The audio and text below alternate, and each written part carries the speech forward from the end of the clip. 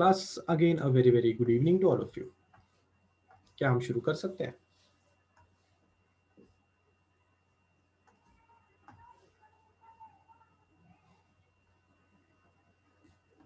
Can we start? Dual nature बहुत ही बढ़िया चैप्टर, इसके बारे में ज़रा हम बात करेंगे, ठीक है।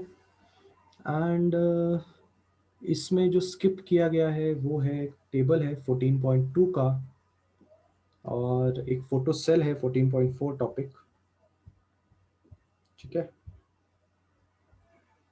और उसके बाद Davisson and Germer experiment, last वाला, ठीक है। चलिए शुरू करते हैं। चैप्टर का जो स्टार्टिंग का भाग है उसके बारे में जरा बात करते हैं। पहला टॉपिक जो इस चैप्टर में हम पढ़ेंगे that is called as photo electric effect, ठीक है। क्लास में सिर्फ 1 मिनट में आया, 1 मिनट बस।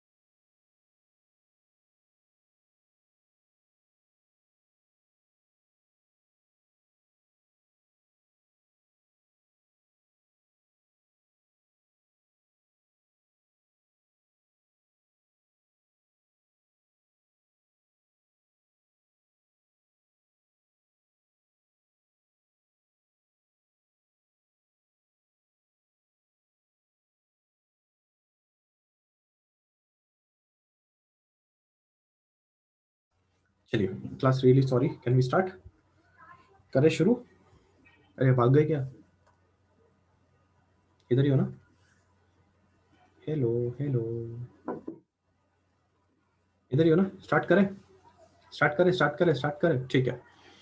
सो आपका ये जो पूरा का पूरा चैप्टर है ये इसी पर्टिकुलर टॉपिक के ऊपर समर्पित है, that is photo electric effect.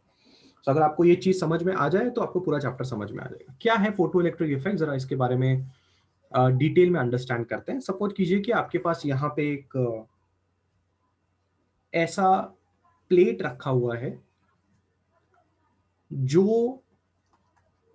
Photo sensitive metal plate है। यू माइट बी थिंकिंग कि सर आपने सिर्फ मेटल प्लेट क्यों नहीं कहा, आपने फोटो सेंसिटिव मेटल प्लेट क्यों कहा? थोड़ी देर में इसके बारे में आपको पूरी की पूरी जानकारी मिलेगी। फोटो सेंसिटिव का मतलब क्या है, सब चीज आपको समझाता हूं, पर उसके पहले 5 मिनट ध्यान से सुनिए। अगर आपके पास एक मेटल प्लेट है तो मेटल प्लेट के ऊपर इस तरह से, मेटल प्लेट के सरफेस पे इस तरह से बहुत सारे आपको इलेक्ट्रॉन्स दिखाई देंगे, क्योंकि मेटल प्लेट है ना, तो मेटल प्लेट्स के पास फ्री इलेक्ट्रॉन्स बहुत ज्यादा होते हैं। अब आप क्या करेंगे, अगर आपने इस मेटल प्लेट के ऊपर, अगर आपने लाइट को इंसिडेंट करके फेंक के मारा, मतलब आपने इस मेटल प्लेट के ऊपर लाइट को इंसिडेंट किया इस तरह से, तो लाइट को इंसिडेंट करने के बाद this can be called as incident ray. तो ऐसा करने के बाद इस मेटल सरफेस से जो इलेक्ट्रॉन्स होते हैं वो बाहर आने लगते हैं। इस पूरी प्रक्रिया को फोटो इलेक्ट्रिक इफेक्ट कहते हैं। फोटो क्योंकि आप लाइट का इस्तेमाल कर रहे हो, इलेक्ट्रिक बिकॉज आप इलेक्ट्रॉन्स का इजेक्शन कर रहे हो यहां से लाइट की मदद से, इसलिए नाम पड़ा फोटो इलेक्ट्रिक इफेक्ट। पहले इस चीज को जरा अपने दिमाग में फिट कर लीजिए कि फोटो इलेक्ट्रिक इफेक्ट का मतलब होता है कि आप कर रहे हैं क्या, आप कर रहे हैं ejection of electrons from the surface of a metal by using ray of light. यानी कि आप लाइट का इस्तेमाल करके मेटल के सरफेस से इलेक्ट्रॉन्स को बाहर निकाल रहे हैं। डाउट नंबर 1 आपके दिमाग में आ सकता है कि sir is it really possible कि हम मेटल के सरफेस से इलेक्ट्रॉन्स को बाहर निकाल सकते हैं? ऐसा हो सकता है? मैंने तो सुना था इलेक्ट्रॉन, मतलब ऐसे कैसे, मतलब ऐसा आपको ये सुनने में अजीब लगेगा कि एक मेटल के सरफेस से इलेक्ट्रॉन्स बाहर आ रहे हैं। आ सकते हैं, बिल्कुल आ सकते हैं। कैसे, क्या जरूरी है ये सब चीजें करने के लिए, इन सब चीजों के बारे में चर्चा अभी होगी। बट फिलहाल मैं आपसे सिर्फ इतना पूछना चाहता हूं कि क्या आपको समझ में आया कि फोटो इलेक्ट्रिक इफेक्ट में हम क्या करते हैं, क्या करते हैं, बस कैसे करते हैं, क्यों करते हैं, ये सब नहीं पूछ रहा हूं, क्या करते हैं, इतना क्या सब लोग के दिमाग में क्लियर है? आप एक मेटल के सरफेस पे लाइट फेंक के मारते हो और वहां से इलेक्ट्रॉन्स बाहर निकलते हैं। क्या इतनी बातें आपको समझ में आती है सबको बराबर? ठीक है। सबसे पहली बात, जरा इसकी बैकग्राउंड स्टोरी आपको सुननी चाहिए और बहुत ही मजेदार बैकग्राउंड स्टोरी है। तो इस मजेदार बैकग्राउंड स्टोरी को जरा ध्यान से सुनना। स्टोरी में जो पहले इंसान है जिससे हम बात करने वाले हैं वो है इलेक्ट्रॉन। ठीक है, तो इलेक्ट्रॉन से आपने एक सवाल पूछा कि इलेक्ट्रॉन, तू बाहर आएगा? ये आपने इलेक्ट्रॉन से सवाल पूछा। यू नो कि इलेक्ट्रॉन कहां से बाहर आने की हम बात कर रहे हैं। तू बाहर आएगा, लाइक तू मेटल के प्लेट से बाहर आएगा। यस, तू मेटल के प्लेट से बाहर आएगा, मतलब हम इलेक्ट्रॉन को एक सवाल पूछ रहे हैं कि would you like to come out from the metal plate. Electron इस क्वेश्चन का आंसर देता है yes, I would love to come out of metal plate. अगला सवाल हमने इलेक्ट्रॉन से पूछा, like what do you require to come out, मतलब तुम्हें क्या चाहिए बाहर आने के लिए। अब देखिए, ऑब्वियस ही बात है, पहला सवाल तो यह उठता है कि आप इलेक्ट्रॉन को बाहर क्यों निकालना चाहते हो। थोड़ा सस्पेंस है यहां पे। Like why are you asking electron कि तू बाहर आएगा? वो मेटल के अंदर बैठा हुआ है ना, तो रहने दो ना उसको वहां पे। आप उसको बाहर क्यों निकालना चाहते हो? ऑब्वियस ही बात है, अगर आपके पास इलेक्ट्रॉन्स है तो आप इलेक्ट्रॉन्स के थ्रू करंट भी पैदा कर सकते हो, इसलिए आप उनको इलेक्ट्रॉन्स को निकलवाना चाहते हो वहां से। तो आप इलेक्ट्रॉन को निकालने के पीछे आपका तो कुछ ना कुछ सेल्फिश है।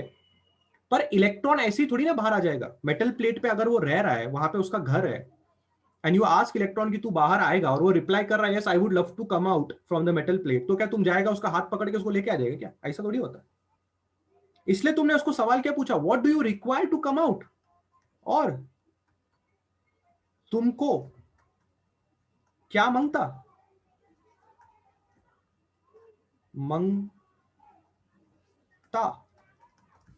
वैलिड क्वेश्चन, तुमको क्या मांगता बाहर आने के लिए। The electron tells your story. Electron says अपन का घर मेटल का प्लेट है। अपन का घर कौन है? Kusum, I hope you are listening to me very very carefully. Electron को बाहर नहीं आना, अपन इलेक्ट्रॉन को ऑफर दे रहे बाहर आने का कि तेरे को मेटल प्लेट से बाहर आने का है क्या। और अगर इलेक्ट्रॉन मेटल प्लेट से बाहर आया तो अपन उसको फिर घूमी घूमी घुमा के इलेक्ट्रॉन से हम करंट पैदा कर सकते हैं। जब इलेक्ट्रॉन एक जगह दूसरे का फ्लो होता है तो करंट पैदा होता है। बराबर है।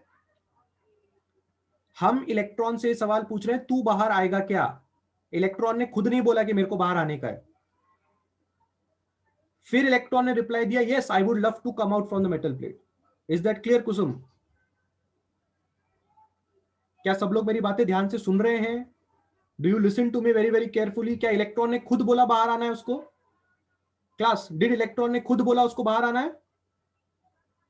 इलेक्ट्रॉन खुद तुम्हारे पास आया क्या? अभी तुम्हारे आजू बाजू में मेटल रखा हुआ है, वो बात कर रहा है कि इलेक्ट्रॉन तुम लोग से, वो बोल रहा है कि ए सुन हेलो मेरे को बाहर आने का है? ऐसा नहीं है, तुम जाके इलेक्ट्रॉन से बात किया पहले। इलेक्ट्रॉन के अंदर कड़क वाला एटीट्यूड है। वो बोल रहा है ना मेरा मेटल प्लेट के अंदर मेरा घर है, मेटल प्लेट के अंदर मेरा घर है, मैं कहीं को बाहर आएगा। पर फिर भी तुमने उसको ऑफर दिया, फिर भी तुमने उसको ऑफर दिया कि तेरे को बाहर आने का है। तुमने ऑफर क्यों दिया उसको?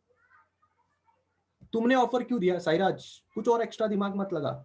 जितना मैं बोलता हूं उतना सुनने का, कुछ और एक्स्ट्रा दिमाग नहीं लगाने का। पहले लेक्चर में नो एक्स्ट्रा दिमाग, सेकेंड लेक्चर से जब तुम्हें कहानी समझ में आ जाएगी ना उसके बाद एक्स्ट्रा दिमाग लगाओ। अभी सिर्फ मैं क्या बोल रहा हूं, कितना बोल रहा हूं, बस उस पर ध्यान दो और मेरे को ट्रस्ट करो। जैसे अब इतने चैप्टर्स में तुमने मेरे को ट्रस्ट किया है ना, ये चैप्टर में बस और 1 घंटा मुझे ट्रस्ट कर लो। 1 घंटे के बाद तुम खुद का खुद बोल दोगे मजा आ गया। इसे जस्ट ट्रस्ट मी, ठीक है? My question is to you all of you, तुम क्यों इलेक्ट्रॉन को बाहर लाना चाहते हो? तुम्हारा क्या है उसके पीछे? इलेक्ट्रॉन बाहर आएगा तुमको क्या फायदा है? Why do you want the electron should come out? Yes class, क्या करेगा इलेक्ट्रॉन को बाहर लाके? क्या करेगा? उसका डांडिया खेलेगा, डांस करेगा, कि करंट पैदा करेगा?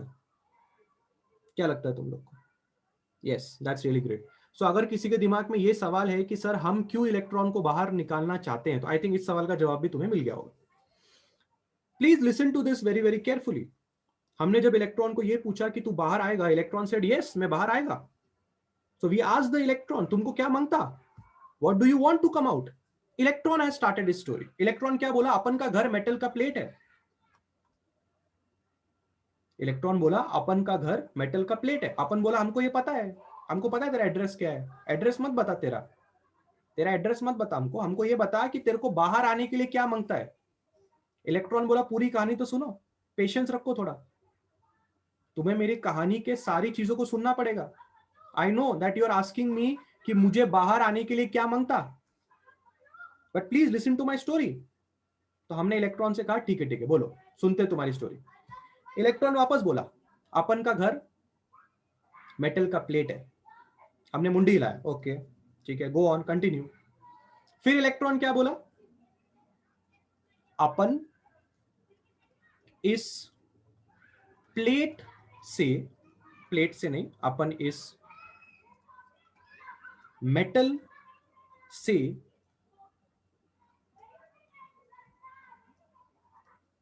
बंधा हुआ है। क्या क्या क्या? ज्यादा ही फिल्मी बातें कर रहा है यार तू इलेक्ट्रॉन, यार तू एक इलेक्ट्रॉन है, फिल्मी बातें कर रहा है क्या? और अपन इस मेटल प्लेट से बंधा हुआ है का क्या मतलब होता है?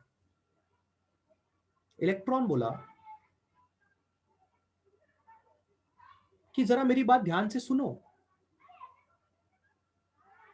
अगर मैं खुद चाह के भी इस मेटल प्लेट से बाहर उड़ी नहीं मार सकता, इसका मतलब इस मेटल प्लेट ने मुझे पकड़ के रखा है, तभी तो मैं इससे बाहर उड़ी नहीं मार सकता। वरना जरा सोचो कि तुम्हें आके मुझे यह सवाल पूछने की क्या जरूरत पड़ती कि इलेक्ट्रॉन मेटल प्लेट के बाहर आएगा क्या, और मैं तुमको क्यों यह जवाब देता कि yes I would love to come out from the metal plate. अगर ये काम मैं खुद कर पाता तो मैं तुमको भाव देता क्या? हमने बोला बात में तो दम है लड़के की, लड़का बात तो बिल्कुल सही बोल रहा है। मतलब ये लड़का खुद से बाहर नहीं आ सकता, मतलब इसको मेटल प्लेट ने बांध के रखा हुआ है। But we are still not understanding कि अपन इस मेटल प्लेट से बंधा हुआ है। मतलब what does you want to say? बंधा हुआ मतलब क्या? मतलब हमने इलेक्ट्रॉन पूछा बंधा हुआ कैसे? इलेक्ट्रॉन ने यह समझाया कि मेटल ने इलेक्ट्रॉन को एक एनर्जी से पकड़ के रखा है जिसको वर्क फंक्शन यानी कि फाई बोलते हैं।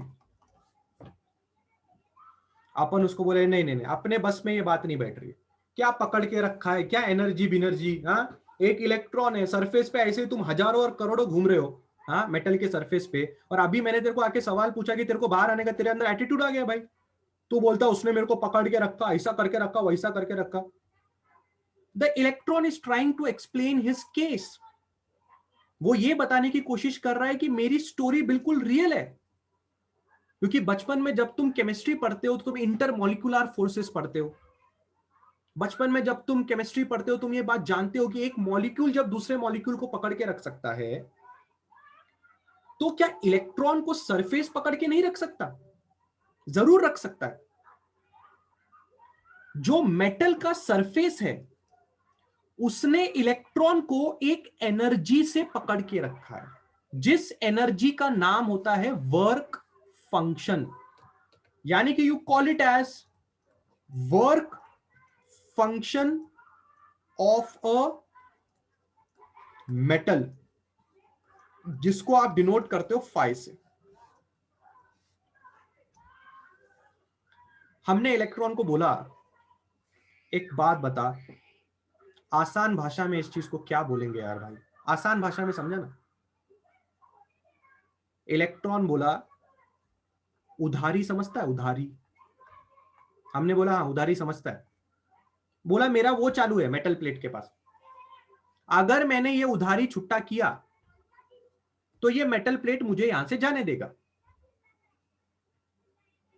तो हमने कहा ऐसा? बोला हाँ। तो बोला उधारी कितना है तेरा, तेरा उधारी कितना है? तो बोला वही उधारी तो वर्क फंक्शन है। एग्जाम्पल के तौर पे इलेक्ट्रॉन बोला कि अगर वर्क फंक्शन 10 जूल का है, मैं जस्ट एग्जाम्पल ले रहा हूं, just example, work function 10 joule का है, यानी कि मेटल ने इलेक्ट्रॉन को 10 जूल की एनर्जी से पकड़ के रखा है। इलेक्ट्रॉन को मेटल ने 10 जूल की एनर्जी से पकड़ के रखा है। पर हमने सवाल पूछा इलेक्ट्रॉन को, पर मेटल ने तेरे को काय को पकड़ के रखा है? हाँ, इलेक्ट्रॉन रिप्लाई करता है अरे बाबा ये हमारे अंदर की रणनीति ऐसी होती है, हमारी चीजें ऐसी ही चलती हैं। हर सरफेस हर चीज को एक फोर्स से पकड़ के रखता है, वो फोर्स है मतलब वहां एनर्जी है। जहां पे भी आपको फोर्स लगानी है वहां एनर्जी होती है। अगर कोई बोलता है कि इंटरमॉलिक्यूलर फोर्सेस है, यानी कि इंटरमॉलिक्यूलर एनर्जी भी है। अगर मैं तुम्हें यह कहता कि मेटल ने मुझे एक फोर्स से पकड़ के रखा है, तो वो फोर्स ही तो एक एनर्जी है जिसको बोला जाता है वर्क फंक्शन। हमने कहा अच्छा हाँ बात में दम है। मतलब कि एक 10 जूल की एनर्जी है जिससे मेटल के सरफेस ने तेरे को पकड़ के रखा है। इलेक्ट्रॉन बोला बरोबर। तो फिर हमने बोला हम क्या करें? इलेक्ट्रॉन ने बोला तुम 10 जूल दो, मैं बाहर आता हूं। बोला हम 10 जूल देंगे का क्या मतलब है? इलेक्ट्रॉन बोला देखो, टग ऑफ वॉर खेला है कभी? ऐसा समझो मेटल सरफेस ने मुझे 10 जूल से पकड़ के रखा है। अगर तुम 10 जूल दोगे तो ये 10 जूल और ये 10 जूल कैंसिल हो जाएगा, मैं आजाद हो जाऊंगा। इट इज लाइक तुमने मेरी उधारी छुट्टी कर दी। उधार छुट्टा करोगे तभी तो मेटल प्लेट मुझे जाने देगा। हमने कहा बात में दम है बेटा। मतलब तू ये चाहता है कि हम वर्क फंक्शन जितनी भी हो, उस मेटल सरफेस का वर्क फंक्शन जितना भी हो उतना हम प्रोवाइड करें, तब तुझे आजादी मिलेगी। इलेक्ट्रॉन बोला एक नंबर। बोले सर तो वर्क फंक्शन का डेफिनेशन क्या हुआ? Minimum minimum amount of energy required to free electron from metal surface. और एक डेफिनेशन लिख सकते हैं, energy with which electrons are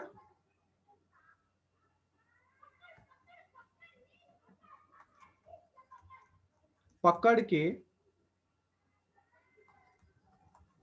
रखा है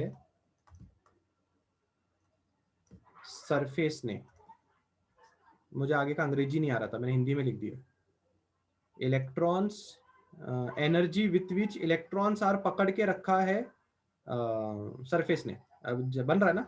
अरे तुमको समझ में आया क्या? अरे जितने एनर्जी से सरफेस ने इलेक्ट्रॉन को पकड़ के रखा है, उतना ही एनर्जी अगर तुम देंगे तो उसको आजादी मिलेगा ना रे बाबा? क्या बोलता है? क्या बोलता है? अगर किसी ने 10 रुपए का उधारी रखा है तो 10 रुपए उधारी उसको देने का और भाग जाने का वहां से। बरोबर है कि नहीं?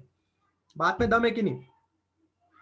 अपन को समझ में आया इलेक्ट्रॉन का प्रॉब्लम, ठीक है? पर as you know, as Indians, bargaining अपने खून में रहता है।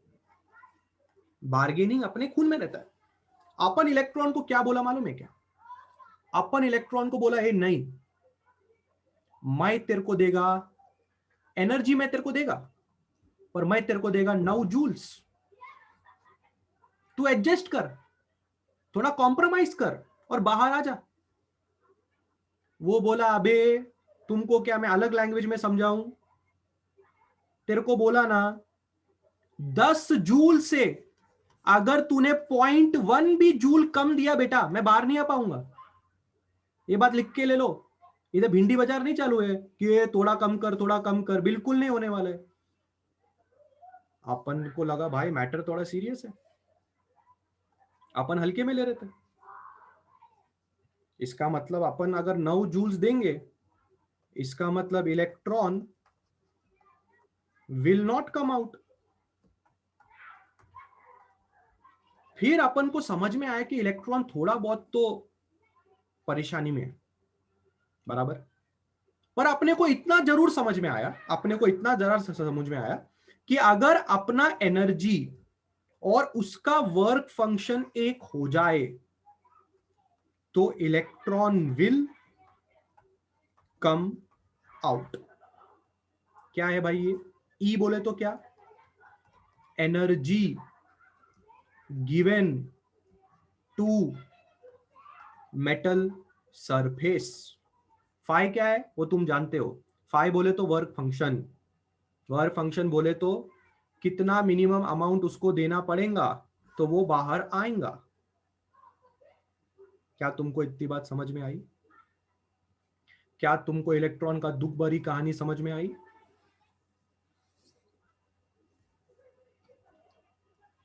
आते आते फराज, स्टोरी का डायरेक्टर मैं हूं, तू टेंशन मत ले। आराम आराम से, step by step, don't take tension. पक्का? क्लियर? आगे चले। ए विजय यादव, क्या नहीं समझा रहे तेरे को work function? Obviously work function भी एनर्जी है। वर्क फंक्शन एनर्जी है। वर्क फंक्शन क्या है? वर्क फंक्शन है वो एनर्जी जिससे इलेक्ट्रॉन को पकड़ के रखा है सरफेस ने। ये वर्क फंक्शन लिखा तो 2 डेफिनेशन। हाँ, फिर क्या नहीं समझा अभी?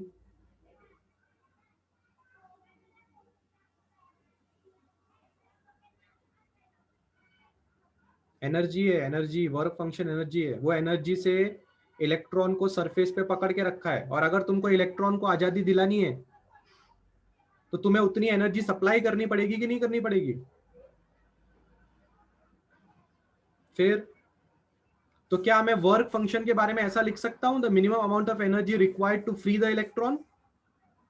सेम उतनी एनर्जी देनी पड़ेगी। इधर क्या मैंने पेरिस के लैंग्वेज में लिखा है? E इज इक्वल टू 5 समझ में नहीं आता क्या?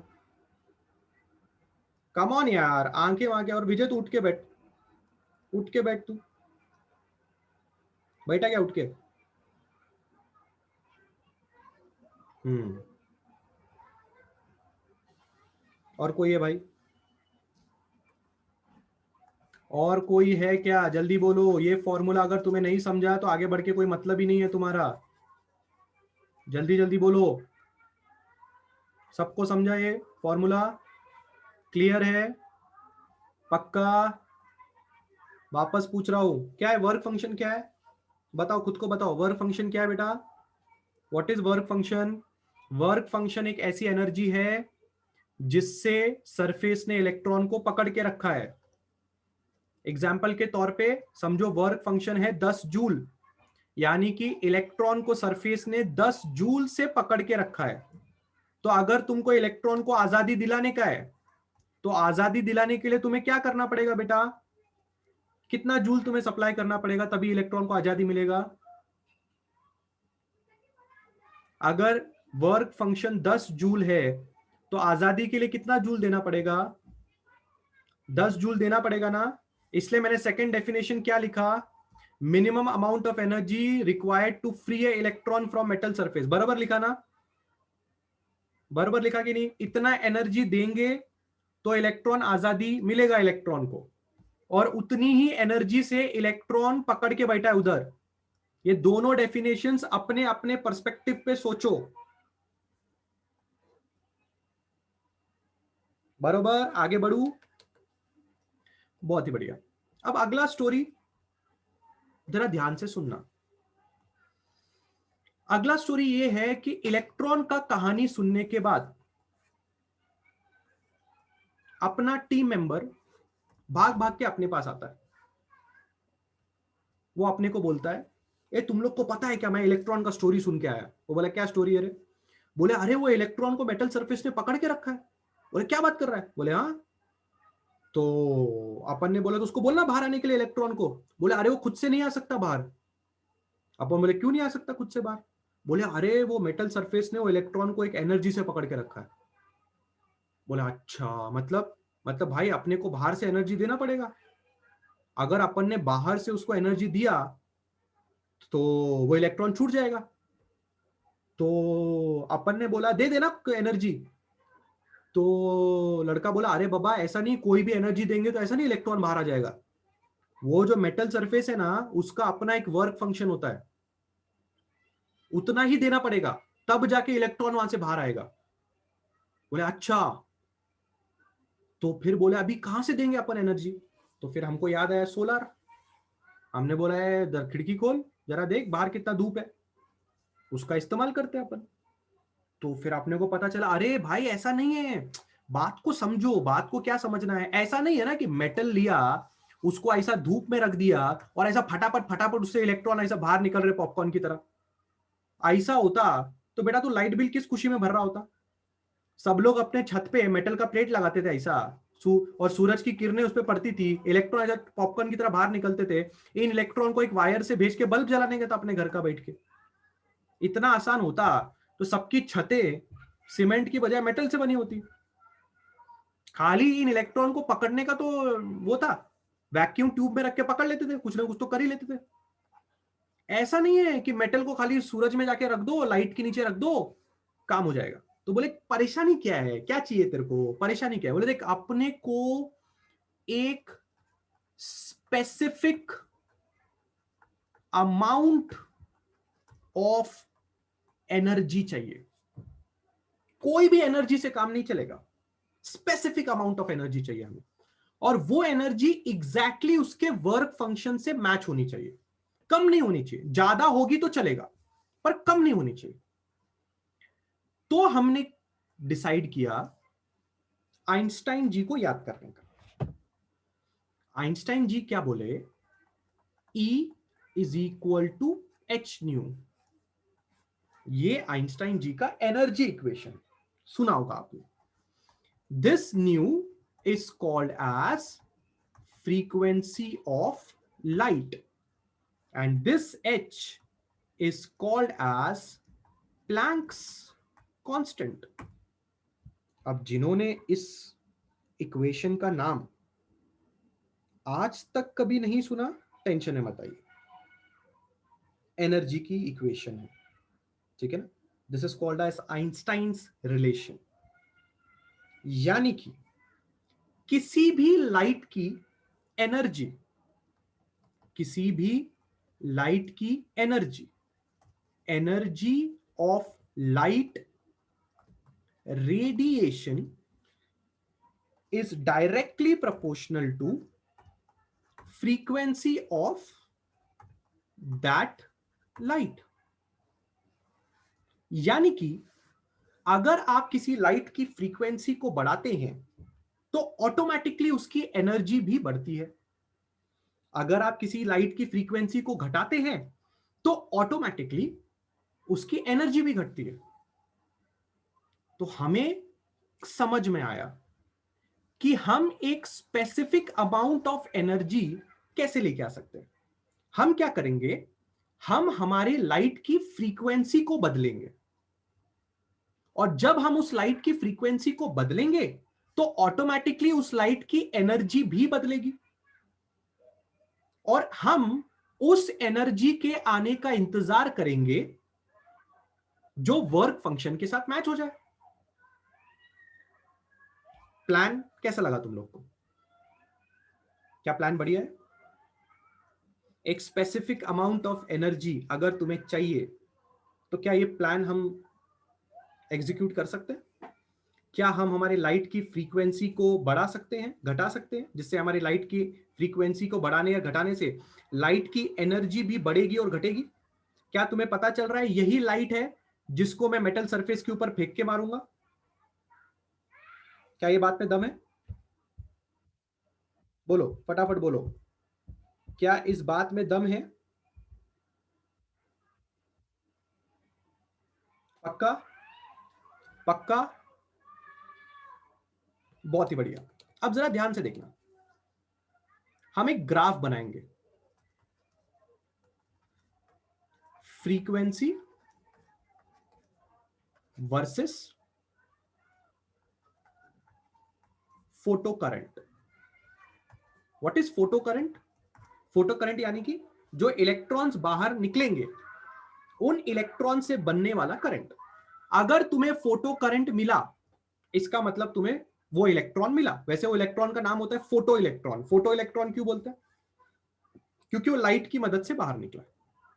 अगर मैं ग्राफ बनाऊं इस तरह से, और अगर मैं तुम्हें इस ग्राफ को बनाने के बाद मैं तुम्हें इस ग्राफ की कुछ स्पेशल चीजों के बारे में पूछूं तो तुम्हें मजा आ जाएगा। ध्यान से देखना और समझना, पहले एक एक चीज को जरा समझना।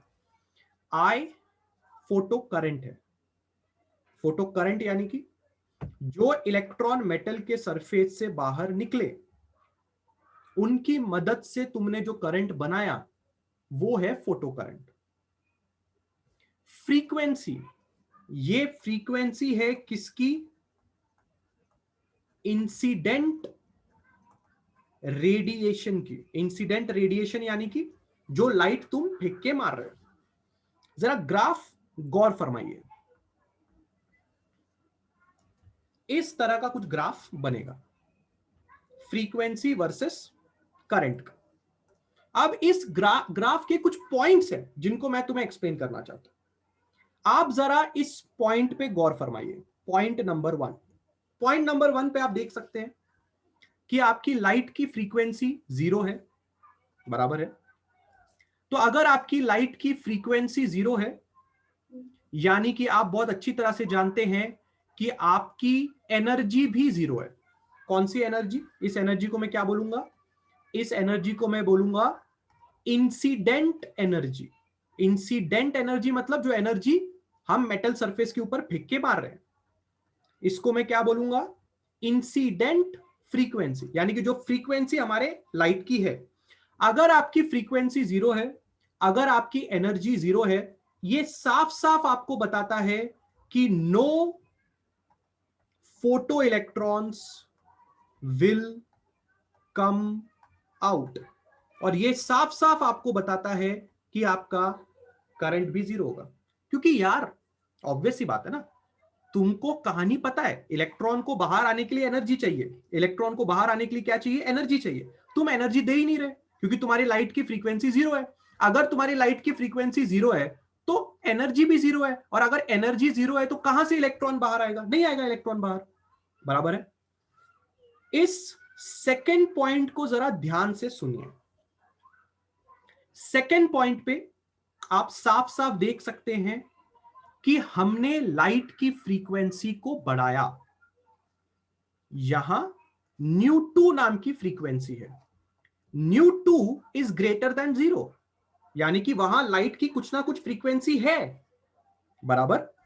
दिस इंप्लाइज आपकी energy is also greater than zero. अगर लाइट की फ्रीक्वेंसी कुछ ना कुछ है तो ऑब्वियस सी बात है आपकी लाइट की एनर्जी भी कुछ ना कुछ होगी। बट स्टिल आप देख सकते हैं no photo electron has come out. और आपको कैसे पता चला कोई फोटो इलेक्ट्रॉन बाहर नहीं आया? आप जरा ग्राफ को ध्यान से देखिए, अभी भी करंट जीरो है। चेक करो, सेकेंड पॉइंट पे अभी भी करंट जीरो है।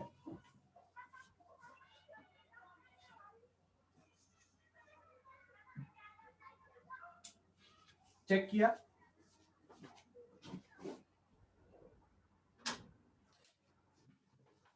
क्या सब लोग ने बात चेक किया?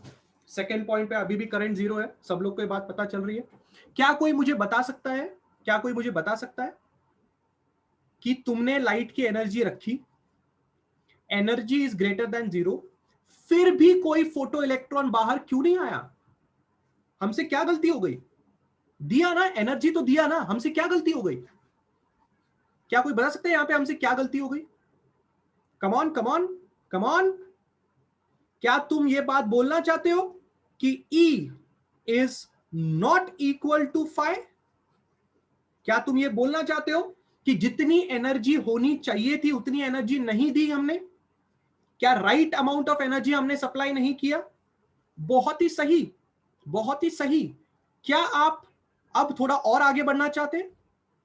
क्या आप इस पर्टिकुलर पॉइंट पे आना चाहते हैं? This is point number 3 and here the frequency is new 3। This will be our third point, new 3। एक फ्रीक्वेंसी है जिससे E3 नाम की एक एनर्जी बनी, और आप देख सकते हैं कि फोटो इलेक्ट्रॉन्स आपको मिले, और आप देख सकते हैं करंट पैदा होना शुरू हो गया। आप देख सकते हैं उस 3 नंबर पॉइंट पे ग्राफ ने थोड़ा ऊपर जाना शुरू कर दिया। यहां पे 3 नंबर पॉइंट पे, 3 नंबर वाले पॉइंट पे आपको पता चला कि करंट मिलना शुरू हो गया। करंट मिलना शुरू होने का मतलब फोटो इलेक्ट्रॉन्स बाहर आ गए, तभी तो आपको करंट मिला, राइट? अगर आपके पास फ्रीक्वेंसी है तो आप E3 की वैल्यू इजीली निकाल सकते हो, H टाइम्स न्यू 3। तो आपको पता चला ये एनर्जी देने पे इलेक्ट्रॉन बाहर आए, यानी कि यही एनर्जी उस मेटल का वर्क फंक्शन है। यानी कि इस एक्सपेरिमेंट को करते वक्त तुम्हें यह पता ही नहीं था कि वर्क फंक्शन कितना है। तुम अंधेरे में तीर मार रहे थे। तुम क्या कर रहे थे? तुम सिर्फ रफली धीरे धीरे धीरे धीरे फ्रीक्वेंसी बढ़ाते गए, बढ़ाते गए, बढ़ाते गए, अंधेरे में तीर मारते गए, मारते गए, मारते गए। थोड़ी देर के बाद तुम्हें पता चला कि न्यू 3 नाम की एक फ्रीक्वेंसी है जिस फ्रीक्वेंसी पे इलेक्ट्रॉन्स बाहर आए। तो तुमने उस फ्रीक्वेंसी की मदद से एनर्जी को कैलकुलेट किया और तुमने बोल दिया कि यही वो एनर्जी है जो इस सरफेस की वर्क फंक्शन है, क्योंकि इतनी एनर्जी देने के बाद ही इलेक्ट्रॉन्स बाहर आए। यानी कि ये एक्सपेरिमेंट करते वक्त तुम ये एक्सपेरिमेंट जिस भी मेटल के ऊपर कर रहे थे, अब तुम उस मेटल का वर्क फंक्शन जानते हो। अब तुम क्या करोगे? अब तुम अपनी आने वाली जनरेशन को तकलीफ से बचाओगे। तुम तुम्हारी आने वाले जनरेशन को बोलोगे कि तुम्हारे बड़े बुजुर्ग इस मेटल के ऊपर एक्सपेरिमेंट करके बैठे हैं। तुम्हारे बड़े बुजुर्ग को पता है कि इस मेटल फंक्शन का वर्क फंक्शन कितना है। तो तुम डायरेक्टली उतनी एनर्जी सप्लाई करो। ऐसा ड्रामा करते मत बैठो, हिट एंड ट्रायल अंधेरे में तीर मारते मत बैठो। पता है ना वर्क फंक्शन कितना है, तुम्हारे बड़े बुजुर्ग ने ऐसे एक्सपेरिमेंट किया है। बस इसलिए आज तुम्हें मोस्टली सारे मेटल्स का वर्क फंक्शन पता है। देखना चाहोगे? देखते हैं, ठीक है? तो तुम्हें समझ में आएगा कि वर्क फंक्शन कहां से आया। ऐसे कहां से आया तुम्हें वो तो समझ में आ ही गया है ना? पर फिर भी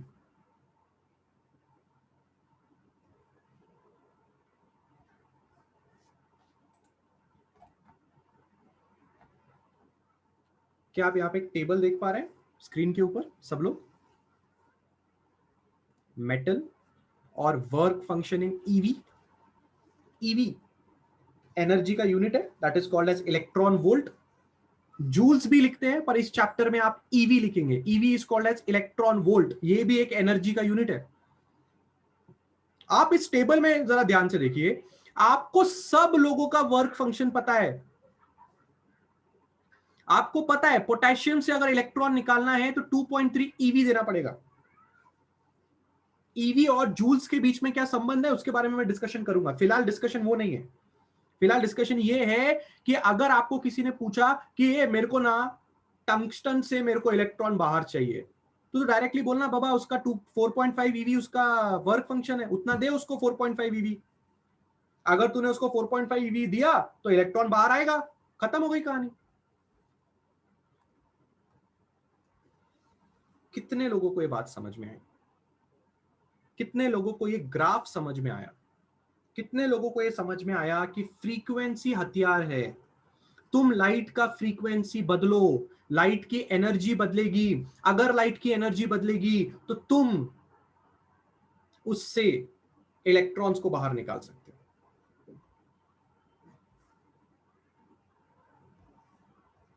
बढ़िया, कम ऑन, सब लोग का रिप्लाई आना चाहिए मुझे।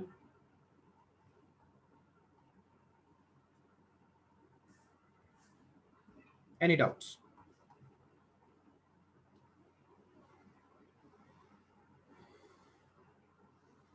एट द हाई पॉइंट का मतलब Gayatri, what does high point means?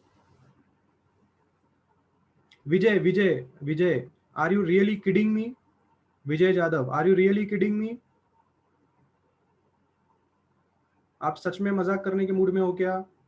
आप अभी मुझसे सवाल पूछ रहे हो बाहर क्यों निकालना है, इलेक्ट्रॉन को बाहर क्यों निकालना है? क्या मैं इस सवाल का जवाब 50 बार दे चुका हूं?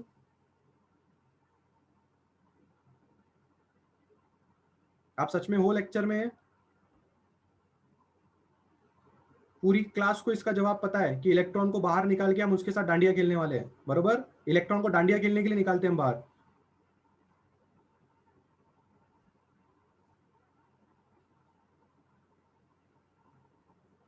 आई ज्यादा हो गया तो होने दो ना, आई ज्यादा होने तो क्या फर्क पड़ता है? करंट है, आप उसको रेजिस्टर के मदद से कंट्रोल कर सकते हो, कोई बड़ी बात नहीं है उसमें।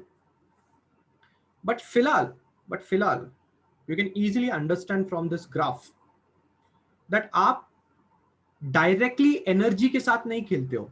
Do you directly play with energy? No, you play with frequency. आप फ्रीक्वेंसी को बदलो। जब आप फ्रीक्वेंसी को बदलोगे ऑटोमेटिकली एनर्जी बदलेगी, और एक टन टाइम ऐसा जरूर आएगा जब आपकी एनर्जी और आपका वर्क फंक्शन एक हो जाएगा, और उस वक्त आपका इलेक्ट्रॉन बाहर जरूर आएगा। अब जो मैं अगला सवाल आपसे पूछने जा रहा हूं और जो अगला सवाल का जवाब मैं देने वाला हूं, जरा ध्यान से सुनिए। The next question that might be in your brains is that कि अगर हम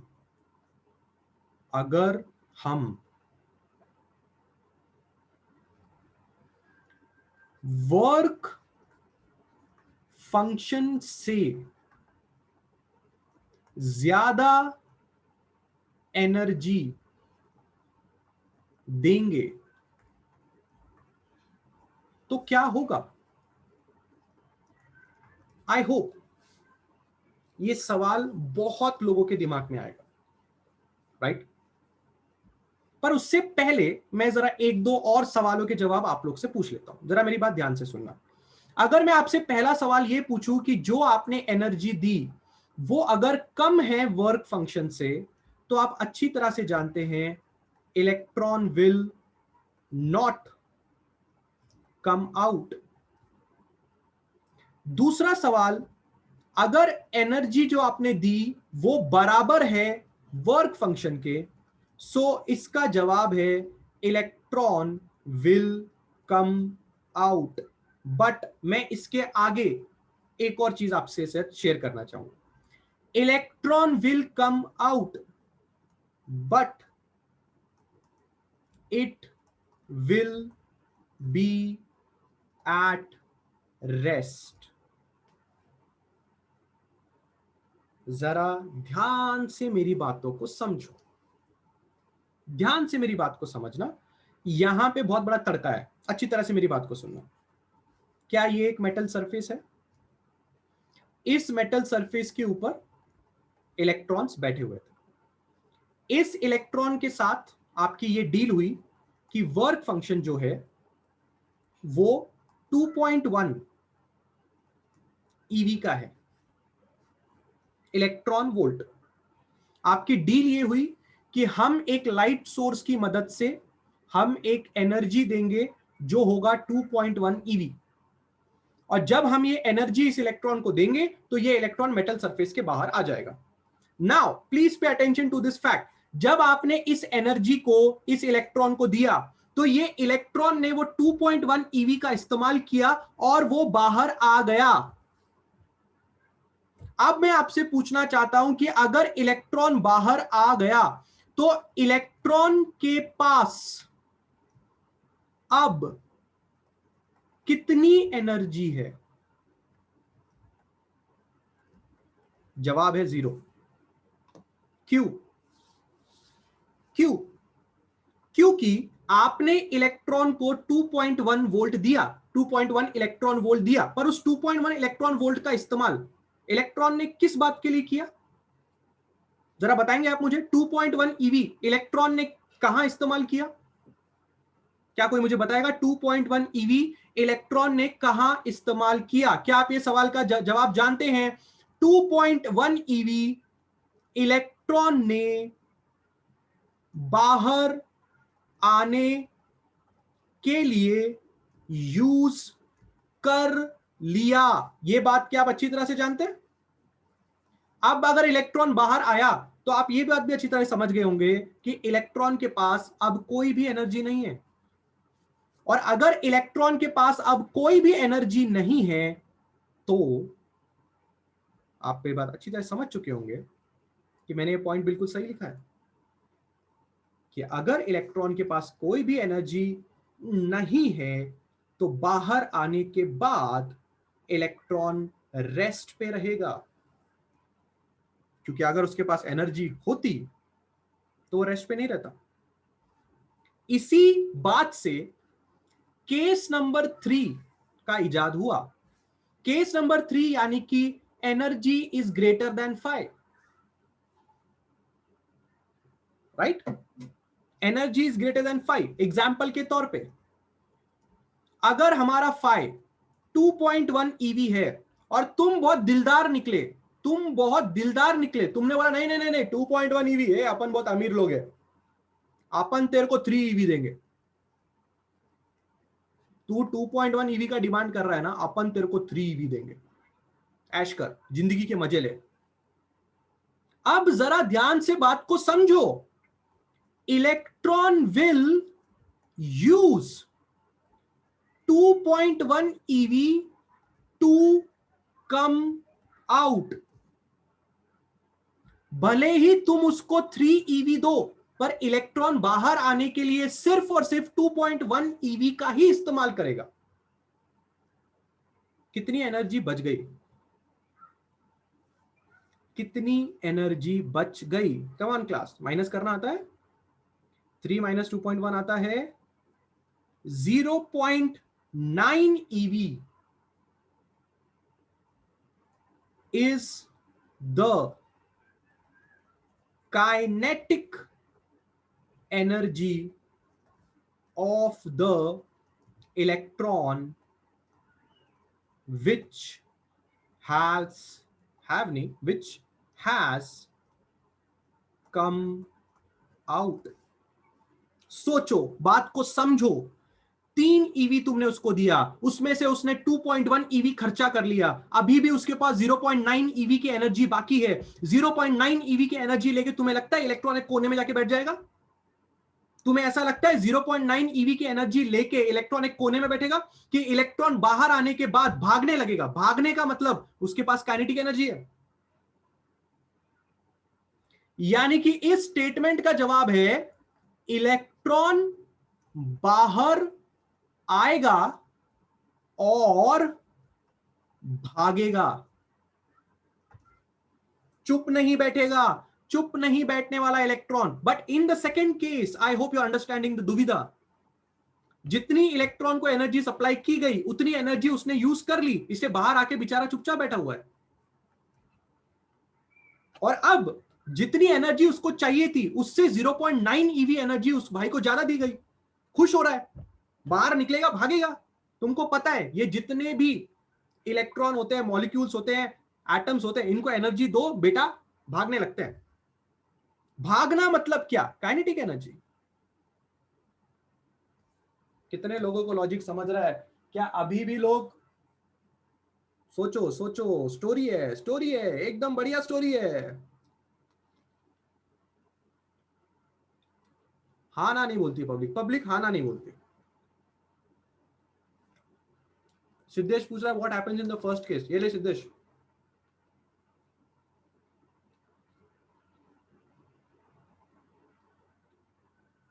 what happens in the first case?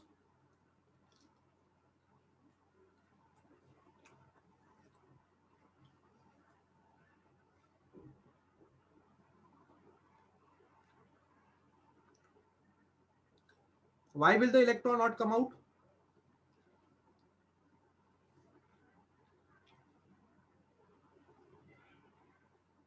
Siddhesh, Siddhesh का जवाब चाहिए मुझे।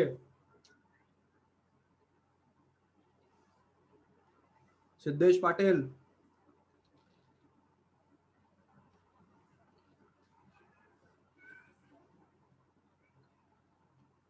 सामने वाले का डिमांड जितना उतना तुमने पूरा नहीं किया, तो क्यों बाहर आएगा सामने वाला?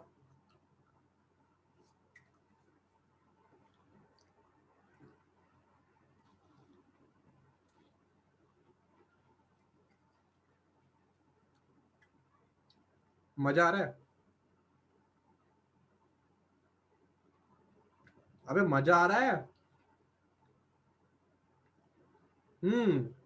मजा आना चाहिए। और तुम्हारा डुअल नेचर तुम्हारे दिमाग में छाप छाप दूंगा, ऐसा छाप दूंगा ना कि तुमको रात के 12 बजे उठा के पूछेगा ना, तो भी तुम इस सवाल का जवाब दोगे।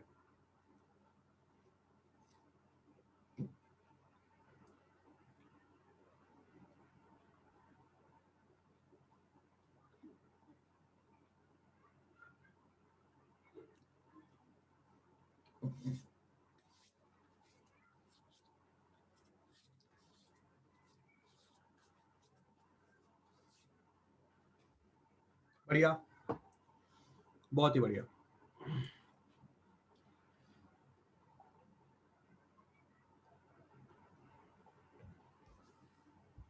मैं तुम्हें लेके जाना चाहता हूं एक डायग्राम के पास, जिसको बोला जाता है setup for photo electric cell. ठीक है?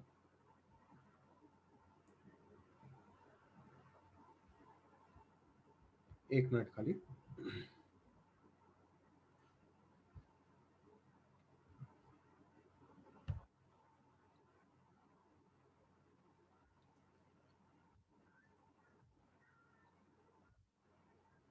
नहीं नहीं, स्टोरी खत्म नहीं हुई है।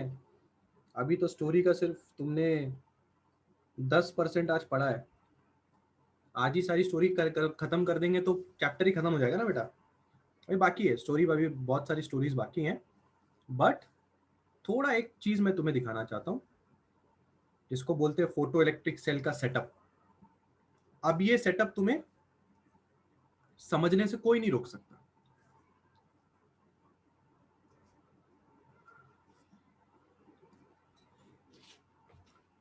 पिक किधर है? पिक चाहिए अपने को, सेटअप का पिक चाहिए। Desktop, pick. आ हा, मजा आ गया। ध्यान से जरा इस चीज को समझना। अब तुम बोलोगे कि सर देखने में इतना खतरनाक दिखता है, पर है एकदम सिंपल। देखो यहां पे तुम्हें एक फोटो सेंसिटिव एमिटर प्लेट नजर आ रही होगी। सबसे पहले तो आप फोटो सेंसिटिव वर्ड आप एक ऐसे मेटल प्लेट के लिए यूज करते हैं जो लाइट को सेंसिटिव हो। फोटो सेंसिटिव मतलब लाइट को sensitive, but what does photo sensitive means? Photo sensitive का मतलब होता है कि उसका वर्क फंक्शन इज लो। मैं तुम्हें कहा था ना, मैं स्टार्टिंग में तुम्हें फोटो सेंसिटिव का मतलब बाद में बताऊंगा। तुम एक ऐसा मेटल प्लेट यूज करना चाहते हो जिसका वर्क फंक्शन बहुत ही कम है, इससे फायदा तुम्हारा ही है। अगर एक ऐसा मेटल प्लेट उठाओगे जिसका वर्क फंक्शन बहुत ज्यादा है, तो तुम्हें ऐसी लाइट फेंक के मारनी पड़ेगी जिसका एनर्जी उस वर्क फंक्शन को मैच करेगा। इससे अच्छा लो वर्क फंक्शन रखो, कम एनर्जी में भी मैच हो जाएगा, फटाफट तुम्हारा काम हो जाएगा। इसलिए फोटो सेंसिटिव वर्ड लिखते हैं।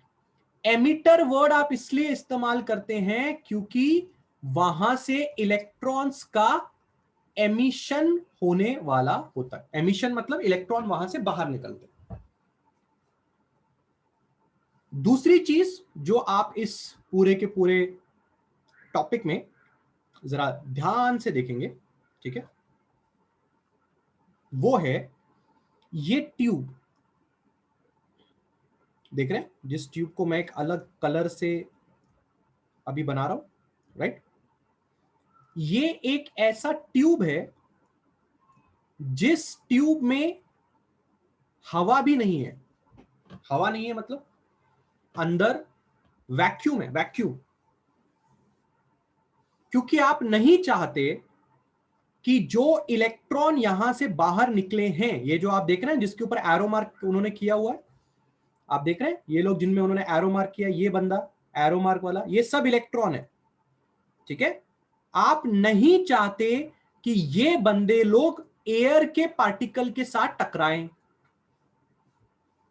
इसलिए आपने अंदर इस ट्यूब के पूरा का पूरा वैक्यूम रखा है। इन भाई साहब को तो आप पहचान ही गए होंगे, ये है हमारे भाई साहब जिनका वजह से पूरा काम हो रहा है। ये भाई साहब हैं कौन? एस। एस यानी कि कौन? आप हैं सोर्स ऑफ लाइट। आपकी वजह से तो पूरा कार्यक्रम हो रहा है। क्या आप आंखें खोल के, क्या आप ये चीज देख रहे हैं कि लाइट आके आपके मेटल प्लेट से टकरा रही है? क्या आप देख रहे हैं लाइट आके आपके मेटल प्लेट से टकरा रही है?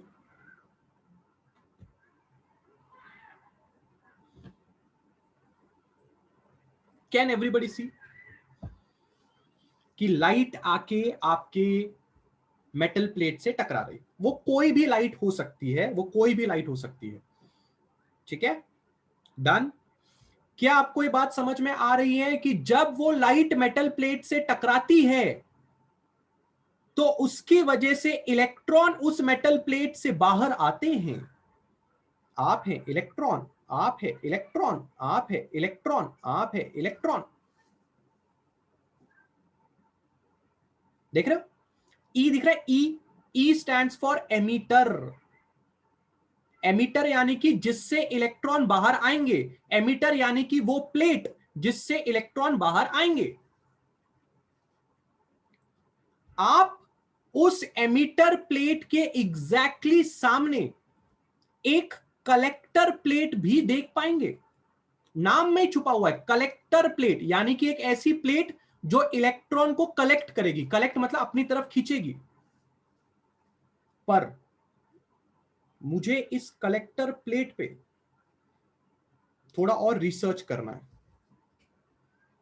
अगर आप इस कलेक्टर प्लेट के रास्तों पे चलना शुरू करोगे, जो हमें करना चाहिए, इसके रास्तों पे चलने के बाद आपको ऐसा समझ में आएगा कि जो कलेक्टर प्लेट है वो एक्चुअल में बैटरी के पॉजिटिव टर्मिनल के साथ आपको कनेक्टेड मिलेगा।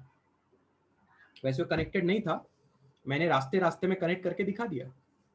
क्या बोला मैंने? आप जरा ध्यान से देखेंगे, आपकी जो कलेक्टर प्लेट है वो प्लेट आपके बैटरी के पॉजिटिव टर्मिनल के साथ कनेक्टेड है। पर सवाल ये उठता है कि क्यों कलेक्टर प्लेट को बैटरी के पॉजिटिव टर्मिनल से कनेक्ट करने की जरूरत क्या है? Collector plate is connected to positive terminal of battery. But the question is why? इसका जवाब आपको पता है, इसका जवाब आपको बहुत अच्छे से पता है। जो इलेक्ट्रॉन इस एमिटर प्लेट से बाहर निकलेंगे वो इलेक्ट्रॉन इस पॉजिटिव कलेक्टर प्लेट की तरफ भागेंगे, और अगर इलेक्ट्रॉन भागेंगे तभी तो तुम्हें करंट मिलेगा। यानी कि तुम ये बहुत अच्छी तरह से जानते हो कि तुम्हारे पास दो प्रकार के इलेक्ट्रॉन्स आ सकते हैं। एक तो ऐसे इलेक्ट्रॉन जिनकी काइनेटिक एनर्जी 0 है, और तुम ये भी जानते हो कि तुम्हारे पास एक ऐसे इलेक्ट्रॉन्स आ सकते हैं जिनकी काइनेटिक एनर्जी 0 नहीं है। भले ही किसी इलेक्ट्रॉन की काइनेटिक एनर्जी 0 हो या भले ही किसी इलेक्ट्रॉन की काइनेटिक एनर्जी 0 ना हो, तुम्हें इस बात का इंतजाम करना पड़ेगा कि जो भी इलेक्ट्रॉन इस एमिटर प्लेट से बाहर निकले वो एक दूसरी प्लेट की तरफ भागते हुए निकले। इसलिए तुम कलेक्टर प्लेट को बैटरी के पॉजिटिव टर्मिनल के साथ कलेक्ट करते हो। इसलिए तुमने सर्किट में एक एमीटर बनाया हुआ है, इसलिए तुमने सर्किट में एक वोल्ट मीटर बनाया हुआ है, ताकि जो इलेक्ट्रॉन इस प्लेट के पास आए वो इस वायर में से फ्लो होके जब जाएंगे तब तुम्हें समझ में आएगा कि कितना करंट पैदा हुआ, तब तुम्हें समझ में आएगा कितना वोल्टेज पैदा हुआ। नीचे जो आप यहां पे ऐसा ऐसा ऐसा एरो मार्क देख रहे हैं इसको बोला जाता है RH। RH मतलब रियोस्टैट। ये रियोस्टैट सर्किट को कंट्रोल करने के काम आता है, यानी कि अगर करंट ज्यादा वादा हो गया तो ब्लास्ट ब्लास्ट ना हो जाए, इसलिए तुम यहां पे ये रियोस्टैट लगाते हो। अब सिर्फ एक कहानी बचती है कम्यूटेटर की। कम्यूटेटर क्यों लगाया और कम्यूटेटर होता क्या है? कम्यूटेटर एक ऐसा डिवाइस होता है जिससे आप अपने प्लेट्स का पोटेंशियल चेंज कर सकते हैं बिना बैटरी को हाथ लगाए। आप देख सकते हैं कम्यूटेटर के अंदर ये क्रॉस नाम का एक सिस्टम है। अगर मैंने इस टर्मिनल को उठा के यहां पे कनेक्ट कर दिया तो समझ जाना कि कलेक्टर प्लेट बैटरी के पॉजिटिव टर्मिनल से कनेक्ट हो जाएगा। पर अगर मैंने इस टर्मिनल को उठा के यहां कनेक्ट कर दिया तो आपका बैटरी और बैटरी का नेगेटिव टर्मिनल कलेक्टर प्लेट के साथ कनेक्ट हो जाएगा। यानी कि commutator is a device which is used to change the terminal of the battery across the plates बिना बैटरी को हाथ लगाए। ये काम होता है कम्यूटेटर का। पर आपको लगेगा कि सर हम बैटरी के टर्मिनल को क्यों चेंज करना चाहेंगे? हम तो यही चाहेंगे ना कि कलेक्टर प्लेट हरदम पॉजिटिव रहे। कलेक्टर प्लेट को नेगेटिव क्यों बनाने का? मैं यहां पे पहले लिखना चाहूंगा, we can use commutator to change the terminal of cell which implies जो आपका कलेक्टर प्लेट है उसको हम नेगेटिव या पॉजिटिव बना सकते हैं। किसकी मदद से? कम्यूटेटर की मदद से। आपके दिमाग में ये सुनते ही एक डाउट आएगा कि सर कलेक्टर प्लेट को पॉजिटिव क्यों बनाना है? इसका जवाब सर मुझे पता है। पर कोई बेवकूफ होगा जो कलेक्टर प्लेट को नेगेटिव बनाएगा ना सर। कलेक्टर प्लेट को नेगेटिव बनाने की क्या जरूरत है? अगर हमने कलेक्टर प्लेट को नेगेटिव बना दिया कम्यूटेटर की मदद से, कम्यूटेटर की सर्किट की मदद से, वायर यहां से यहां वहां वहां कहीं ज्वाइन करके इसको नेगेटिव बना दिया, तो इलेक्ट्रॉन थोड़ी ना यहां पे आएंगे। The electrons will not come here. यही हमारे टॉपिक का बहुत ही बड़ा एक सस्पेंस है, जो आप धीरे धीरे जानोगे। आज नहीं, अगले लेक्चर में जरूर जानोगे। कलेक्टर प्लेट को नेगेटिव क्यों बनाया, इसका जवाब मैं आज नहीं देने वाला। आज मैं सिर्फ इतना जवाब देने वाला हूं कि तुम्हें ये सर्किट की छोटी छोटी बातें समझ में आ रही हैं। ठीक है मुस्कान, पहली बात तो यहां पे वेरिएबल पोटेंशियल नहीं है बेटा। ठीक है, यहां पे अगर आप ध्यान से देखोगे, यहां लिखा हुआ है variable potential, but this variable potential का मतलब क्या है? मतलब ये है कि आप इस वोल्टेज की वैल्यू को बदल सकते हैं। ठीक है, तो इस वोल्टेज के ऊपर जो ये एरो मार्क है ना, ये एरो मार्क आप जरूर बनाएं। ठीक है, इस एरो मार्क की हेल्प से आप इस बैटरी का पोटेंशियल घटा सकते हो और बढ़ा सकते हो। तो it is a very very important thing, जरूर बनाएं। जो मैं आपको आगे के लेक्चर में समझाऊंगा कि क्यों वेरिएबल पोटेंशियल भी आपके लिए इंपॉर्टेंट है। इसके पीछे भी आपका एक बहुत ज्यादा लॉजिक है। ठीक है, मुझे लगा सॉरी आप बोल रहे हो वेरिएबल कुछ, तो चलो जा, मैं कुछ और ही समझा। वेरिएबल पोटेंशियल है यहाँ पे। ठीक है, मैंने बोला वेरिएबल पोटेंशियल नहीं है, वेरिएबल पोटेंशियल है यहाँ पे, और इसका बहुत ही अच्छा यूज है जो मैं आपको आगे जरूर बताऊंगा। तो आगे लेक्चर में दो सवाल तो यही रेडी हो गए, वेरिएबल पोटेंशियल, और दूसरा मेन सवाल है कलेक्टर प्लेट को नेगेटिव करने की क्या जरूरत थी। इसका भी जवाब अगले लेक्चर में जरूर देखेंगे। बट फिलहाल जरा इस डायग्राम को चेक कर लीजिए, क्या इस डायग्राम से रिलेटेड हर चीज आपको समझ में आ रही है? क्या बोलते हो?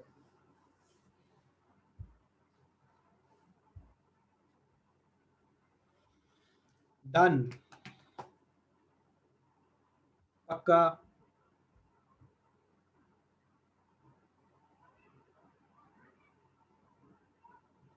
श्योर?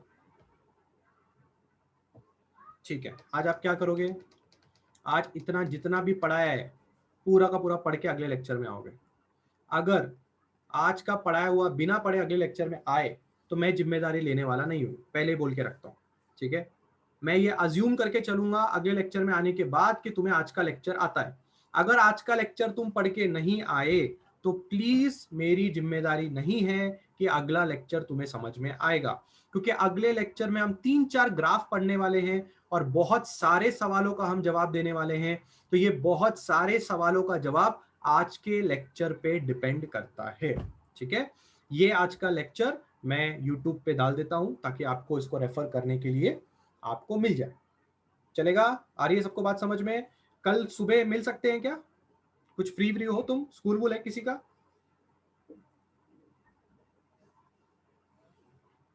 कल सुबह स्कूल है? टाइमिंग क्या है? जिसका स्कूल है टाइमिंग क्या है? क्या संडे सैटरडे भी छुट्टी नहीं देते क्या? क्या है यार, सैटरडे पे छुट्टी नहीं देते तुम लोग को? 8 to 2 खतरनाक लोग है। 8 to 11 1 बजे के बाद है। किशन तेरा 1 बजे के बाद है?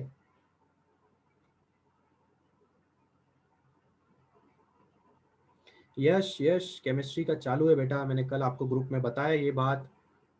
It's not very easy. तो मैं कोशिश कर रहा हूँ, अगर कोशिश हुई, सक्सेसफुल हुई, कोई बंदा हमें मिला तो हम ज़रूर केमिस्ट्री के ऊपर बात करेंगे। अगर नहीं मिला तो प्लीज़ डिप्रेशन में मत चले जाना। मैं फुल अपना ट्राई कर रहा हूँ, जैसे कि मैंने कल भी आपसे ग्रुप पे कहा। ठीक है, अगर मैं क्या चाहता हूं, मैं जरा आपको बता देता हूं कि मैं केमिस्ट्री में अगर अगर मैंने आपको कोई भी प्रोफेसर केमिस्ट्री का लाके दे दिया, कोई भी ऐसा वैसा जिससे आपको समझ में ना आए, तो उससे क्या होगा, मेरी तो रेपुटेशन खराब होने वाली है, प्लस आप लोग को भी गुस्सा आएगा। तो आप लोग भी सोचोगे यार ये क्या चल रहा है। जैसे ऐसा नहीं है ना कि यार कोई भी आके आपको पढ़ा रहा है। मेरे हिसाब से अगर कोई आपको पढ़ा रहा है तो उससे क्या होगा कि आप लोग इतना तो मुझे रिप्लाई करके बोलने चाहिए कि सर समझ में आ रहा है, सर मजा आ रहा है।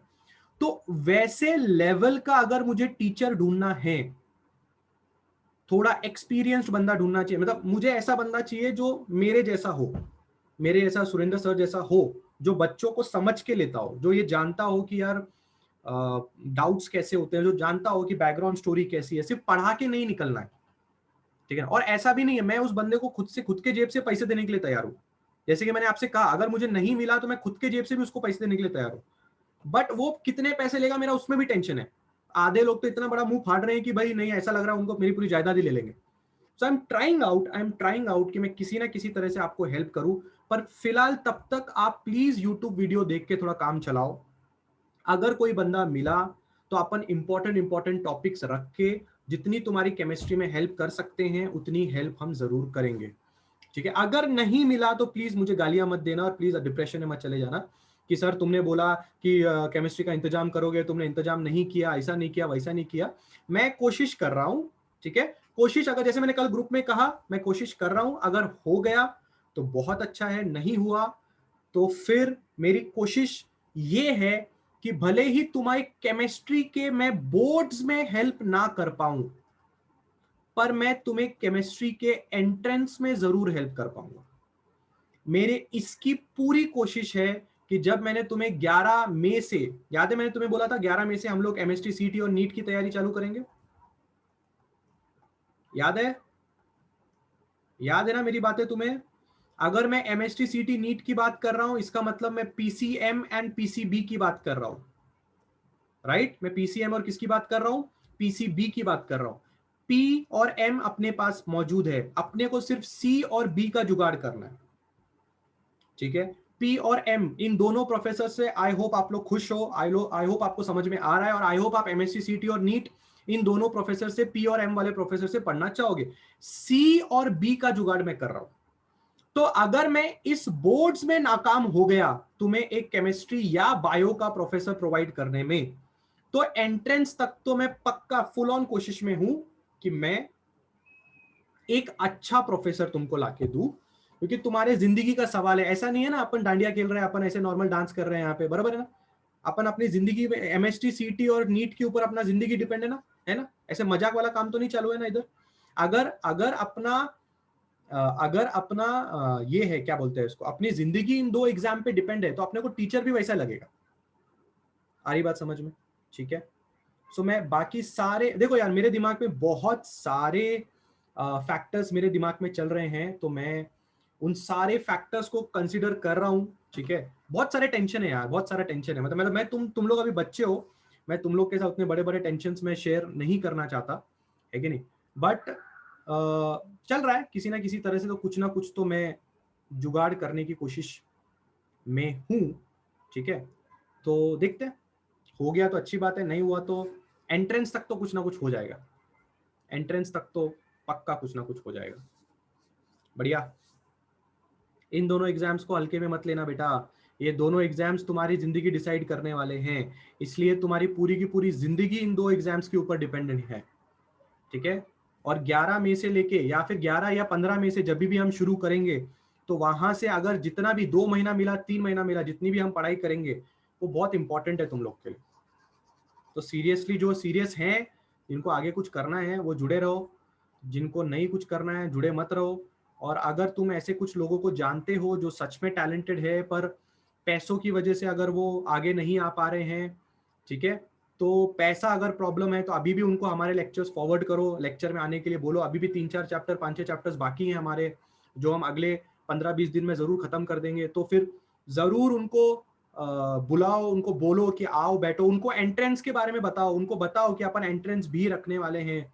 ऐसे लोगों को कांटेक्ट में रखो, स्पेशली जिनका पैसे का प्रॉब्लम है, ठीक है। चलो मिलते हैं अगले लेक्चर में, यानी कि कल मिलते हैं, ठीक है। Will continue with dual nature, ठीक है। चलो टाटा बाय बाय।